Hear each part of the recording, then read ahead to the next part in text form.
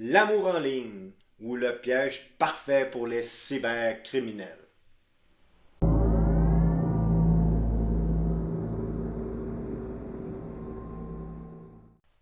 La Saint-Valentin, c'est le moment des déclarations d'amour, des cadeaux, des surprises, mais aussi l'occasion rêvée pour les cybercriminels de déployer leurs pièges numériques.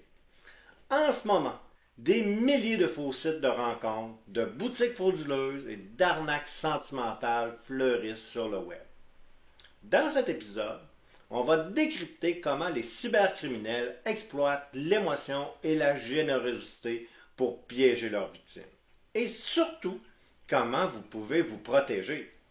L'amour et la cybermenace, une réalité bien plus dangereuse qu'on le pense.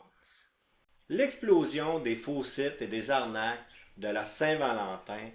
Présentement, il y a 18 000 nouveaux sites suspects en un mois.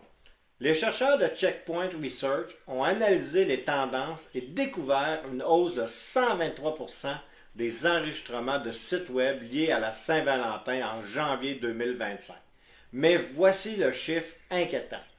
Un site sur 72 est malveillant ou risqué. Concrètement, ça veut dire qu'en cherchant un cadeau en ligne, vous avez de grandes chances de tomber sur un site frauduleux. De faux sites de vente, comment les repérer? Ces sites peuvent sembler légitimes avec de belles images et des réductions alléchantes, mais en réalité, ils n'envoient jamais les produits commandés. Ils volent vos données bancaires dès l'achat. Ils vendent parfois des produits de contrefaçon, de très mauvaise qualité.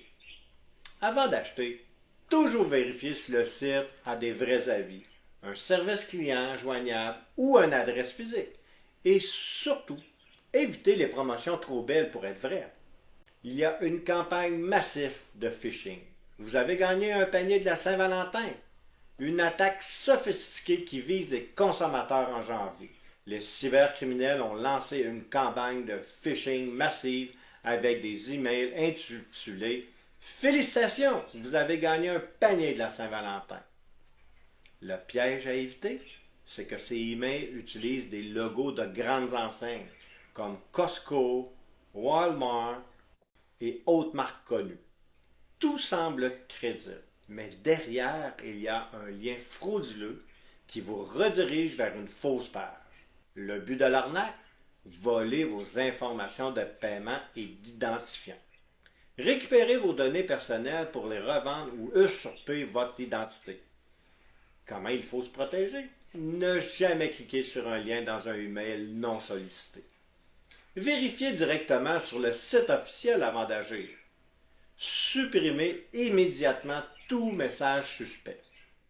Les arnaques sentimentales, quand l'amour se transforme en escroquerie, les scams romantiques explosent à chaque année.